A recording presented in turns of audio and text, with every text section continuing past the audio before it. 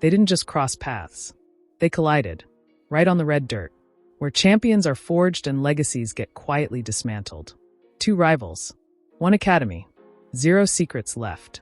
Eala walks through the iron gates of Mallorca. Iga Swiatek is already on court 3. And the atmosphere? It's heavier than a fifth-set tiebreak. You're not watching routine preseason drills. You're staring down a psychological standoff. Because when you dethrone the world's most dominant force on the biggest outdoor stage, then voluntarily step into her training fortress, you aren't making small talk. You're sending a broadcast signal. And Iga? She's reading every single frame. The WTA is holding its breath. This isn't shared practice. This is panic. Calculated, quiet, undeniable panic. And it's rippling through every locker room from Madrid to Rome. Let's pull back the curtain. You might think a training camp is just a training camp. You'd be dead wrong. Every swing here carries a message. Every shared drill is a silent negotiation of power. Alex knows it. She felt it last year when she looked across the net at IGA in Miami. That wasn't a lucky upset. That was a dismantling. A statement written in heavy topspin and surgical drop shots. Iga, the multiple Grand Slam champion, watched her rhythm unravel against a teenager with ice in her veins. That match didn't just end in a scoreline. It cracked the foundation of the modern tour. And cracks like that, they echo. So when both players book flights to the exact same Spanish facility, the narrative writes itself. Eala isn't there to blend in. She's there to remind IGA exactly what happens when clay meets courage. But here's where the plot fractures open.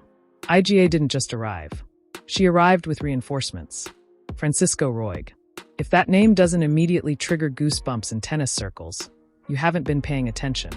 Roig isn't just a coach. He's a clay court architect. He's the man who stood shoulder to shoulder with Rafael Nadal through the golden era of Spanish dirt dominance. He knows the geometry of red clay better than anyone alive. The slide, the spin, the brutal point construction.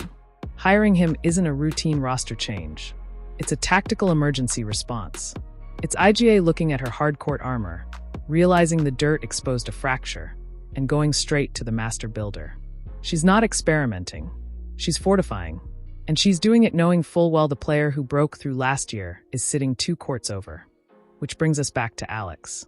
While IGA absorbs doctrine from the Nadal blueprint, Alex isn't studying. She's breathing it. She grew up on this surface. Her footwork doesn't just adapt to the dirt. It converses with it. Long rallies don't drain her. They fuel her. The clay doesn't slow her down. It amplifies her rhythm. That's why the Academy's timing is so deliberate. It's the perfect pressure cooker. Elite recovery protocols. World-class court maintenance. 2 players locked in a silent race against each other's expectations. Alex is targeting the early European swing. She's mapping tournaments where the dirt favors patience, where movement becomes a weapon IGA can't outrun. She's not hoping to repeat Miami. She's engineering a takeover, and IGA feels the weight. You can see it in her reset after missed shots. In the extra hours she's spending alone under the Spanish sun. In the quiet intensity of her new coach's corrections. The mind games aren't played with interviews. They're played with repetition, with the unspoken understanding that one tournament away, they'll meet again. When that bracket drops, this Academy reunion won't be a footnote. It'll be the opening chapter. But before the first serve lands, before the crowd finds its voice, there's one detail everyone is missing.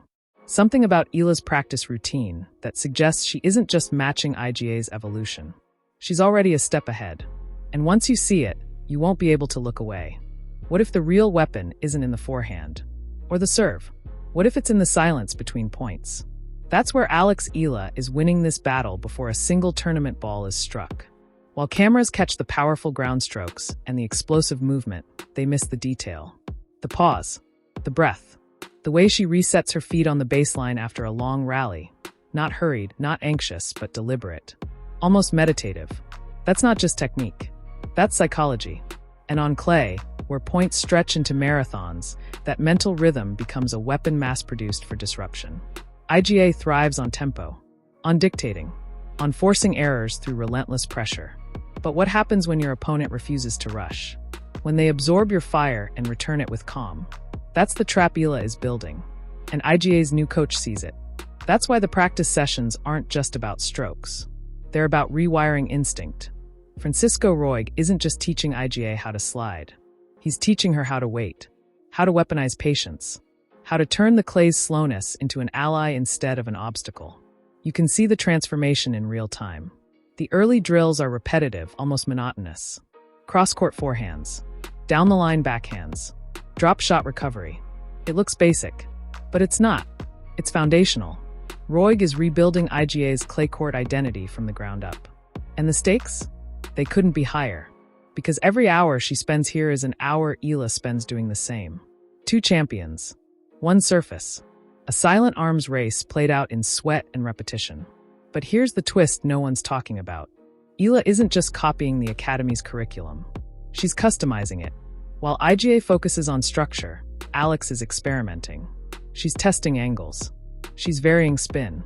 She's practicing shots that don't just win points, they break rhythm. And that's the difference between preparation and innovation. Think about what that means for their next meeting. Iga will arrive with a fortified game. A coach who knows clay like a second language. A system designed to neutralize threats. But Eala? She'll arrive with unpredictability. With the confidence of someone who's already won. With the freedom of a player who isn't defending a ranking. She's chasing a legacy. That's a dangerous combination. And the WTA knows it. You can feel the tension in every interview, every social media post, every whispered conversation in the player lounge. This isn't just about 2 rivals. It's about the future of the tour. If Eala can beat Iga again on clay, the surface Iga is now specifically fortifying. It doesn't just shake the rankings. It shatters the narrative. It tells every young player on the circuit that dominance isn't permanent. That preparation can be outmaneuvered. That heart can outlast hierarchy. But let's get real for a second. Pressure isn't just a concept. It's physical. It's the tightness in your shoulders before a big point. It's the doubt that flickers when you miss a routine shot. And right now, both players are carrying mountains of it. Iga feels the weight of expectation. The need to prove that last year's loss was a blip, not a blueprint. Eala feels the weight of opportunity. The chance to turn one victory into a pattern. One upset into a movement. And the Academy? It's not neutral ground. It's a pressure chamber. Every ball that bounces on these courts echoes with history. With legacy. With the ghosts of champions who came before. Rafael Nadal's presence isn't just symbolic. It's a standard. A reminder that greatness on clay isn't given. It's earned. Through pain. Through repetition. Through an almost obsessive devotion to the craft. Both players know that. And that knowledge changes everything. Which brings us to the moment that could define the entire clay season. It's not a match point.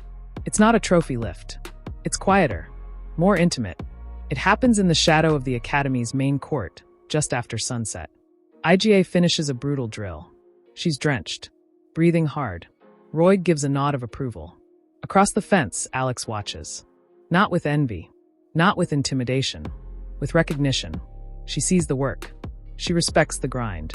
But in her eyes, there's something else. A quiet certainty. A knowing smile that doesn't reach her lips, but lives in her posture. She doesn't need to say anything. The message is clear. I can see your evolution. And I'm evolving faster. That moment, unscripted, untelevised, unforgettable, is the real story. Because tennis isn't just one on court. It's one in the spaces between. In the mind. In the will. And right now, both players are fighting a battle no camera can capture. But soon the brackets will drop. The crowds will gather. And that silent war will explode into public view. The question isn't if they'll meet. It's when. And when they do, everything we've seen here, the drills, the coaching, the psychology, will collide in a single, unforgettable match. But there's one variable no one can control. One factor that could tilt the entire balance. And it's about to walk through the Academy gates. That variable? It has a name. And it just stepped onto court one. Not Alex. Not Iga. Someone else entirely. A wildcard entry. A rising star with nothing to lose and everything to prove. And suddenly, this isn't just a two-person drama anymore. It's a three-way chess match. Because when you add a third elite competitor into a high-stakes training environment, every dynamic shifts. Every alliance is tested. Every secret gets exposed. This isn't speculation. This is happening right now. And it changes everything. Meet Elena Rybakina. No, not the Grand Slam champion, her younger sister, Anastasia. A 19-year-old lefty with a serve that bends like a question mark and a forehand that doesn't just hit the lines, it erases them. She's not here by accident. She's here by invitation. And the Academy didn't just invite her to fill a court. They invited her to disrupt, to pressure test, to force both Alex and Iga to confront a version of themselves they haven't seen yet. Because when you're preparing for a rivalry, you don't just train against your rival. You train against the unknown. And Anastasia? She's the ultimate unknown. Watch what happens next.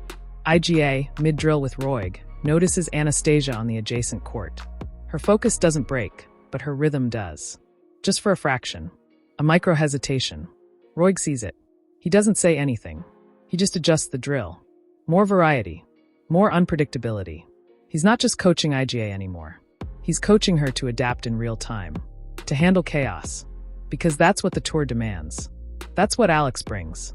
And now, that's what Anastasia embodies. Meanwhile, Alex isn't watching the new arrival with curiosity. She's watching with calculation. She sees the lefty spin, the aggressive net approaches, the fearless shot selection, and she's taking notes. Not on how to beat Anastasia, on how to use her. Because in tennis, sometimes your greatest weapon isn't your own game. It's the chaos you introduce into someone else's.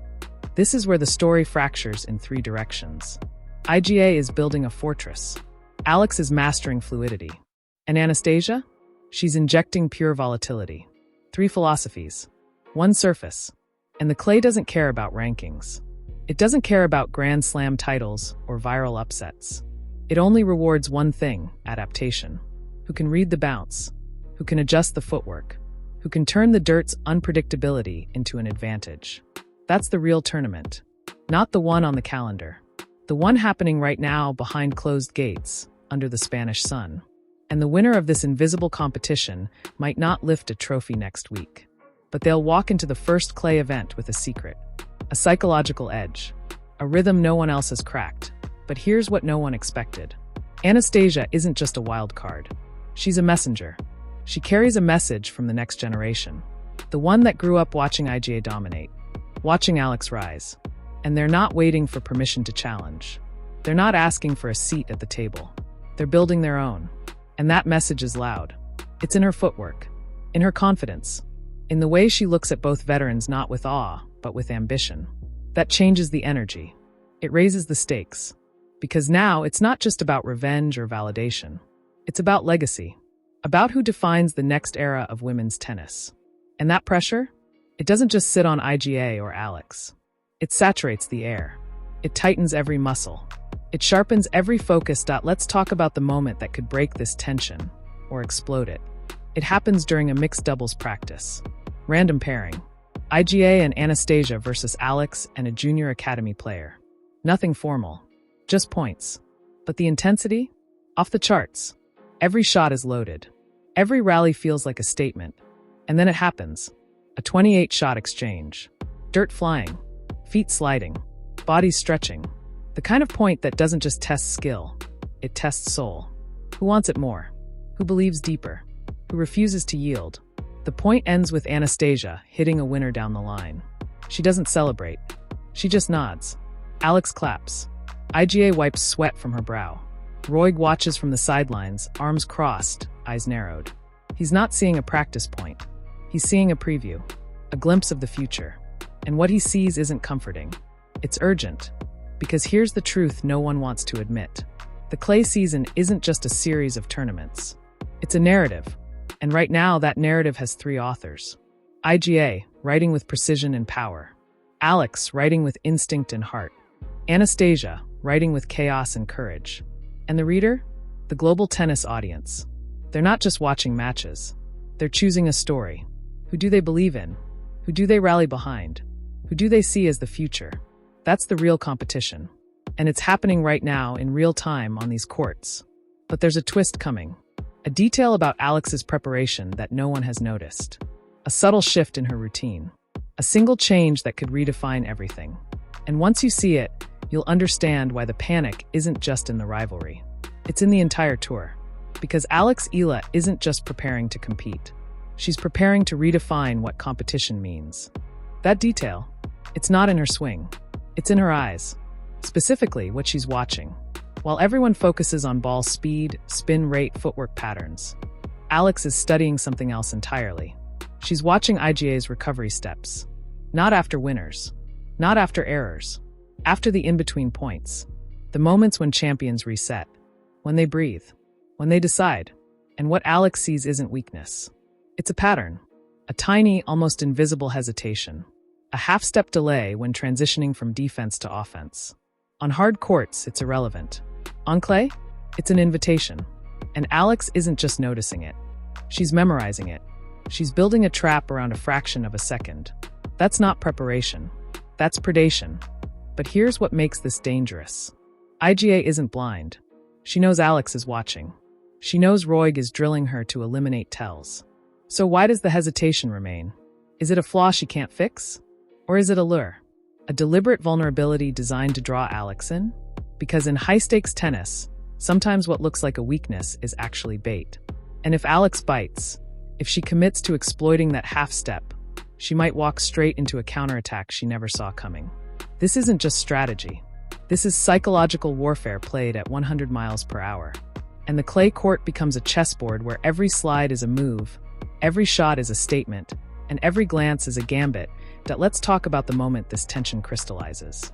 It's not during a rally. It's during a break. Alex is toweling off near the baseline. IGA is receiving instructions from Roig. Their eyes meet. Just for a second. No smile. No nod. No acknowledgement. Just a look. And in that look, everything is communicated. The history. The rivalry. The respect. The ruthlessness. It's a silent conversation that says, I know what you're planning. And I'm ready. That moment, unscripted, untelevised, electric, is the heartbeat of this entire story. Because tennis isn't just one with power or precision. It's one with perception. With the ability to read not just the game, but the person across the net. And right now, both players are reading each other like open books. But here's the twist. One of them is lying, which brings us to the wildcard factor we haven't fully addressed.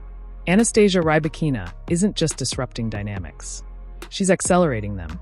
Her presence forces both veterans to reveal more than they intended. To test shots they might save for match play. To expose rhythms they'd normally protect. And in that exposure, secrets leak. Patterns emerge. Vulnerabilities surface. Alex sees how IGA handles unexpected spin. IGA sees how Alex responds to aggressive net play. And Anastasia? She's not just learning. She's collecting. Every observation, every reaction, every adjustment becomes data. Data she can use. Data she might share. Because in tennis, alliances are temporary. Information is currency. And right now, the market is volatile. But let's zoom out for a second. This isn't just about three players. It's about the soul of the WTA. The tour is at a crossroads. The old guard is evolving. The new guard is ascending. And the clay season is the battleground where legacies get rewritten. If IGA dominates with her new coaching, it reaffirms the power of structure, of experience, of systematic improvement. If Alex triumphs, it validates instinct, adaptability, and the fearless rise of the next generation. If Anastasia breaks through, it announces that the future isn't coming. It's already here. And that's why everyone is watching. Not just fans. Not just analysts. Players. Coaches. Federations. Sponsors. The entire ecosystem of tennis is invested in this narrative. Because the outcome doesn't just determine rankings. It determines direction. Now, here's the revelation no one saw coming. Alex isn't just preparing for IGA. She's preparing for the moment after. The moment when the tennis world looks at her and says, she's not just a threat. She's the standard. And that pressure? It's heavier than any trophy. It's the weight of expectation, of representation, of being the face of a new era. You can see it in her training. The extra focus, the quiet intensity, the way she carries herself not like a challenger, but like a champion in waiting. That's not arrogance. That's clarity. She knows what she wants, and she knows what it costs. But there's a price even she might not be ready to pay. Because greatness doesn't just demand sacrifice. It demands isolation. And as Alex climbs, the view gets lonelier. The support gets quieter. The doubts get louder. Not from others. From within. Which leads us to the cliffhanger hanging over this entire Academy reunion. It's not about who wins the next match. It's about who wins the next moment. The moment when fatigue sets in, when pressure peaks, when instinct overrides strategy. That's where championships are decided. Not in the drills, not in the coaching, in the raw, unfiltered human response to adversity. And right now, both players are training for that moment. But only one can live it. Only one can own it. Only one can turn it into legend. The question isn't if they'll meet on court. They will. The question is, when that moment comes, who will be ready? Who will be stronger? Who will be willing to go deeper, dig harder, risk more? The answer isn't in Spain. It's not in the academy. It's not even in their bodies. It's in their minds. And that's the final battlefield. But there's one last variable. One final piece of the puzzle that hasn't been revealed. A decision made behind closed doors. A choice that could tilt the entire balance. And once you know what it is, you'll never watch this rivalry the same way again. That decision, it wasn't made in Spain. It was made in silence, in a private meeting, between Eala and her team. And it changes everything. Because while the world watches Iga fortify her game with Nadal's former coach, while analysts debate clay court dynamics, while fans speculate about revenge and redemption, Alex made a choice. A quiet, calculated, devastating choice. She's not just preparing to beat Iga Swiatek. She's preparing to redefine the match itself. And the key isn't in her racket. It's in her schedule. Here's what no one saw coming. Alex isn't targeting the big clay events first. She's skipping them.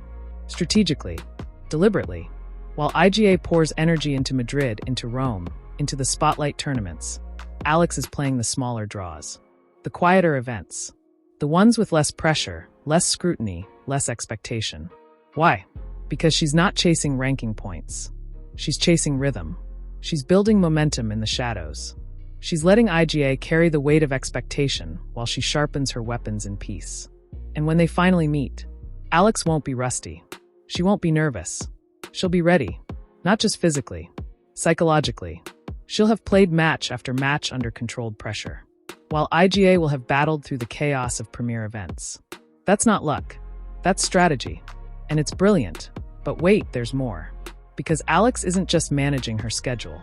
She's managing her narrative. Every interview she gives is calibrated. Every social media post is intentional. She's not fueling the rivalry. She's transcending it. While the media paints this as a revenge story, Alex frames it as evolution. While fans demand drama, Alex offers growth. And that subtle shift? It disarms the pressure. It removes the emotional charge. It lets her play free. Meanwhile, Iga is carrying the weight of history, of expectation, of the need to prove something. And on clay, where margins are thin and minds decide matches, that weight matters. It's not about who's stronger. It's about who's lighter, who can move without baggage, who can strike without hesitation. And right now, Alex is traveling light. Let's talk about the moment this all crystallizes. It won't be in a final. It won't be under center court lights. It'll be in a third-round match, on a secondary court, with sparse crowds. And Alex will win. Not with a flashy winner. Not with a dramatic comeback. With consistency. With patience. With the quiet confidence of someone who knows exactly where they're going. And Iga? She'll feel it. Not in the scoreline. In the silence. In the way Alex doesn't celebrate. Doesn't taunt. Doesn't acknowledge the rivalry at all. She just moves on. To the next point. To the next match. To the next step. And that indifference? That's the ultimate power move. Because it says, you're not my obstacle. You're my benchmark. And I've already passed it. But here's the twist that rewrites the entire story. This isn't just about Alex and Iga. It's about what they represent. Iga stands for the old order. Structure. System. Dominance through repetition. Alex represents the new wave. Instinct. Adaptability. Greatness through authenticity. And the clay season isn't just a series of tournaments. It's a referendum. A vote. A choice. Who do we believe in? Who do we rally behind? Who do we see as the future of women's tennis? That's the real stakes. Not the trophy. Not the ranking. The narrative. And narratives don't just shape perception. They shape reality. They influence confidence. They alter momentum. They decide who rises and who fades. Now, let's address the elephant in the room. What if they never meet? What if the brackets keep them apart? What if the clay season ends without that epic showdown everyone's waiting for? Here's the truth. It doesn't matter. Because the battle isn't on the draw sheet. It's in the preparation. It's in the psychology. It's in the silent war being waged right now at the Rafa Nadal Academy. Every drill, every glance, every adjustment. That's where this rivalry is decided. Not in a single match. In 1,000 moments. And Alex knows that. Iga knows that. And that's why the tension is so palpable. Because they're not just playing for points. They're playing for legacy. For identity. For the soul of the next ERA.so. Where does this leave us? At the edge of something historic. The clay season is about to begin. The courts are ready. The players are primed. And the world is watching. Not just for winners. For meaning. For story. For the moment when the future announces itself. And when it does, remember this. It wasn't born in a final. It was forged in the quiet. In the preparation. In the choices made behind closed doors. Eala didn't just show up at the Rafa Nadal Academy. She showed up with a plan. With purpose. With the quiet certainty of someone who knows that greatness isn't given. It's taken. And she's ready to take it. But before we go, one last revelation. A detail so subtle, so powerful, it might just be the key to everything. Watch Alex's feet. Not during rallies. During changeovers. Specifically, how she positions herself on the bench. Always facing the court. Always watching. Always learning. While others rest, she studies. While others disconnect, she absorbs. That's not just discipline. That's devotion. And on clay, where every bounce tells a story, that devotion becomes a superpower. So when the moment comes, and it will come, don't just watch the ball. Watch her feet. Watch her eyes. Watch the quiet intensity that doesn't roar, but resonates. Because that's where champions are made. Not in the noise. In the nuance. The clay season is here. The rivals are ready. The stage is set. And the story? It's yours to witness. Don't just watch. Feel it. Live it. Believe it. Because tennis isn't just a game. It's a mirror. And right now, it's reflecting something extraordinary. Something new. Something unstoppable. Eala isn't just coming for the clay. She's coming for the crown. And the only question left is, who's ready to stand in her way?